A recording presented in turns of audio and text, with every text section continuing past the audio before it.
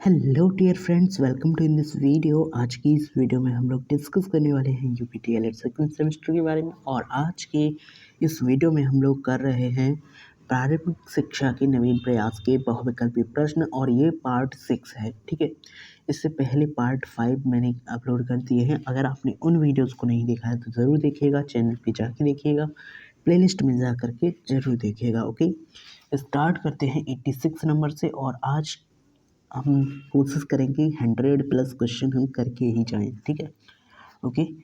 एक एक क्वेश्चन को आपको भी करते जाना है और आपको इससे ये पता लगेगा कि आपको कितना आता है। ठीक है, प्रश्न क्या है 86 नंबर, देखते हैं।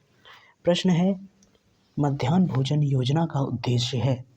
क्या उद्देश्य है ये आपको बताना है। इसके विकल्प जो है मैं पढ़ के बताता हूँ।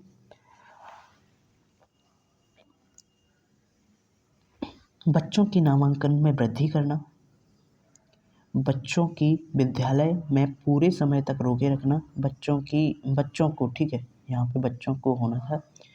ओके, बच्चों को विद्यालय में पूरे समय तक रोके रखना, स्कूल आने के लिए प्रेरित करना, उपयुक्त सभी। तो यहाँ पे ऑप्शन डी राइट रहेगा, उपयुक्त सभी। मध्याह्न भोजन योजना का उद्देश्य है बच्चों के नामांकन में वृद्धि करना और बच्चों को पूरे समय तक विद्यालय में रोके रखना और बच्चों को स्कूल आने के लिए प्रेरित करना। ठीक है, ऑप्शन डी यहाँ पे राइट हो जाएगा। अगले प्रश्न में आते हैं। प्रश्न नंबर है 87। ठीक है, क्या है प्रश्न। राष्ट्रीय साक्षरता मिशन की स्थापना हुई थी। राष्ट्रीय साक्षरता मिशन की स्थापना जो है सन 1988 में हुई थी। ये आपको याद रखना है, 1988 में। ठीक है, अगला प्रश्न क्या है। अगला प्रश्न आता है, उत्तर प्रदेश में सभी के लिए शिक्षा परियोजना लागू की गई। कब की गई ये परियोजना लागू, तो इसके बारे में आप लोग जानेंगे कि 17 मई 1993 में की गई। 1993, ठीक है, 1993, 17 मई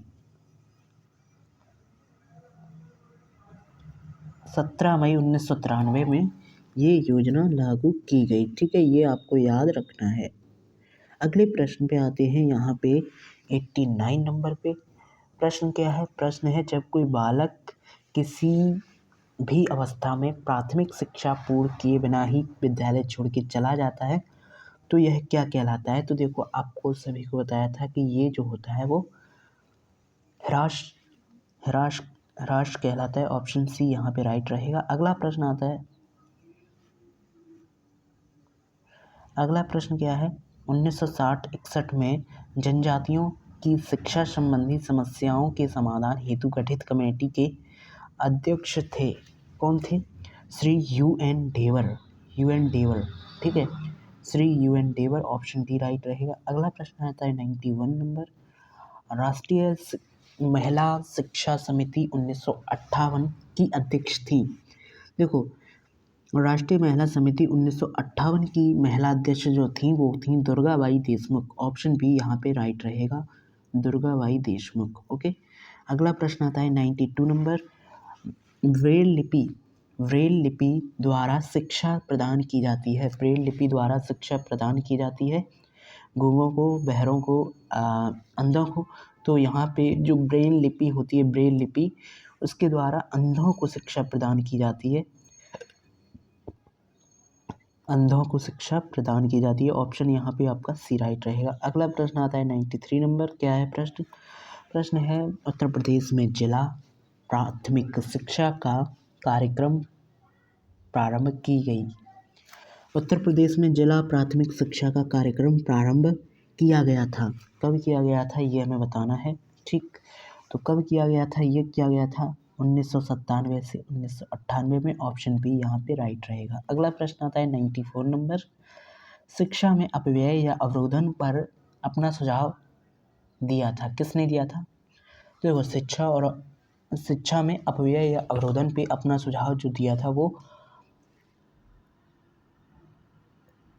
हार्टोग समिति ने दिया था। ऑप्शन ए यहाँ पे राइट रहेगा। आपको यही याद रखना है, हार्टोग समिति ने, बस। ठीक है, 95 नंबर पे आते हैं। राष्ट्रीय शैक्षिक अनुसंधान प्रशिक्षण परिषद का मुख्यालय कहाँ है। तो मुख्यालय इसका है नई दिल्ली में। ऑप्शन बी राइट है। राष्ट्रीय शैक्षिक अनुसंधान एवं प्रशिक्षण परिषद का मुख्यालय नई दिल्ली में है। अगला प्रश्न आता है 96 नंबर। बेसिक शिक्षा अधिनियम पारित हुआ था, तो बेसिक शिक्षा अधिनियम जो है 1972 में पारित हुआ था। ऑप्शन यहाँ पे ए राइट रहेगा, 1972, ठीक है, 1972। ओके। अगला प्रश्न आता है 97 नंबर। शिक्षकों हेतु राष्ट्रीय पुरस्कार का प्रारंभ किया गया। तो देखो, शिक्षकों के लिए राष्ट्रीय पुरस्कार का जो प्रारंभ किया गया वो कब किया गया? वो किया गया 1958 में। ऑप्शन यहाँ पे ए राइट रहेगा, 1958 में, ठीक है। अगला प्रश्न आता है 98 नंबर। बच्चों के लिए निःशुल्क एवं अनिवार्य शिक्षा का प्रावधान संविधान की जिस धारा में किया गया जाए वह है धारा 45। ऑप्शन यहाँ पे सी राइट रहेगा। अगला प्रश्न आता है 99 नंबर। प्रश्न क्या है? निम्नलिखित में से कौन सी योजना का शुभारंभ 15 अगस्त 1995 में किया गया था? ठीक है, तो देखो, पोषाहार वितरण योजना थी, इसका जो शुभारंभ था 15 अगस्त 1995 में किया गया था, ये आपको याद रखना है, ठीक। अगला 100वां प्रश्न क्या है? भारतीय शिक्षा का महाधिकार पत्र कहा जाता है। तो यहाँ पे क्या रहेगा आंसर? राइट। यहाँ पे आंसर रहेगा क्या? राइट। देखो, बोर्ड का घोषणा पत्र, सार्जेंट कजौन योजना को, इनमें से कोई नहीं। देखो, भारतीय शिक्षा का महाधिकार पत्र जो कहा जाता है वो बोर्ड के घोषणा पत्र को कहा जाता है। यहाँ पे आपका जो है ऑप्शन जो है ई राइट रहने वाला है। अगले प्रश्न पे आते हैं। प्रश्न नंबर है 101। कोठारी आयोग ने बालिका शिक्षा संबंधी सुझाव दिया। तो क्या सुझाव दिया? लोकमत निर्माण का, अंशकालिक रोजगार की व्यवस्था, मुफ्त पाठ्य सामग्री की व्यवस्था, उपयुक्त सभी का। तो यहाँ पे जो है आंसर आपका उपयुक्त सभी का, ऑप्शन डी राइट रहने वाला है, ठीक है। ऑप्शन नंबर डी राइट रहेगा यहाँ पे, ये वाला, ठीक। अगला प्रश्न आता है 102 नंबर। 102 नंबर क्या है? शिक्षा को मौलिक अधिकार के रूप में स्वीकार किया गया। शिक्षा को मौलिक अधिकार के रूप में स्वीकार किया गया, कब किया गया? 1 अप्रैल 2010 में, ठीक है, 1 अप्रैल 2010 में। ऑप्शन यहाँ पे आपका जो है बी राइट रहेगा, ठीक है। अगले प्रश्न पे आते हैं। प्रश्न क्या है? प्रश्न है 103 नंबर।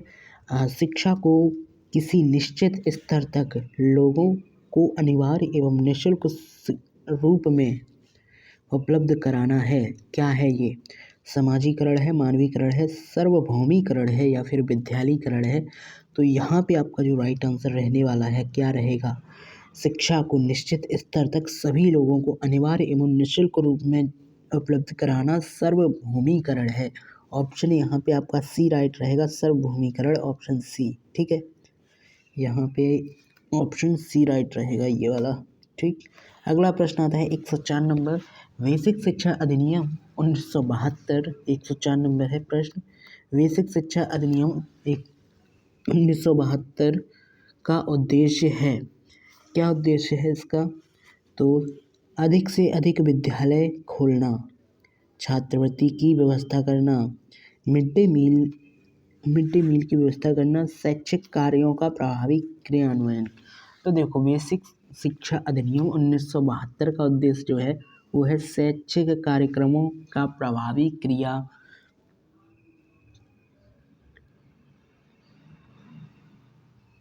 क्रियान्वयन, ठीक है। ओके। अगला प्रश्न है 105 नंबर। क्या है प्रश्न? प्राथमिक विद्यालयों में न्यूनतम आवश्यक सुविधाएं सुलभ कराने की योजना है। कौन सी योजना है? ये ऑपरेशन ब्लैक बोर्ड योजना है, ठीक है, ऑपरेशन ब्लैक बोर्ड। अगला प्रश्न है 106 नंबर। प्रश्न क्या है? स्वतंत्रता के समय देश के कितने प्रतिशत जनसंख्या साक्षर थी? जब हमारा देश स्वतंत्र हुआ था तब कितनी जनसंख्या साक्षर थी? तो 14% थी केवल, ठीक है, 14%। ऑप्शन यहाँ पे आपका सी राइट रहेगा। अगला प्रश्न आता है 107 नंबर। प्रश्न क्या है? विद्यालय स्तर पर शिशुओं की मांसपेशियों का विकास होता है वार्तालाप से, पठन अभ्यास से, सृजनात्मक क्रियाकलापों से, ठीक है, क्रियाकलापों से या फिर मानसिक अभ्यास से। तो देखो, विद्यालय स्तर पर शिशुओं का जो मांसपेशियों का विकास होता है वो सृजनात्मक क्रियाकलापों से होता है। ऑप्शन आपका सी राइट रहेगा। अगले प्रश्न पे आते हैं 108 नंबर पे। प्रश्न है सर्व शिक्षा अभियान किस आयु के वर्ग के बच्चों की शैक्षिक व्यवस्था से संबंधित है? तो ये है हमारा 6 से 14 वर्ष की। ऑप्शन डी यहाँ पे राइट रहेगा। आगे के प्रश्नों को अगले वीडियो में करेंगे। Thank you, goodbye, take care, see you soon.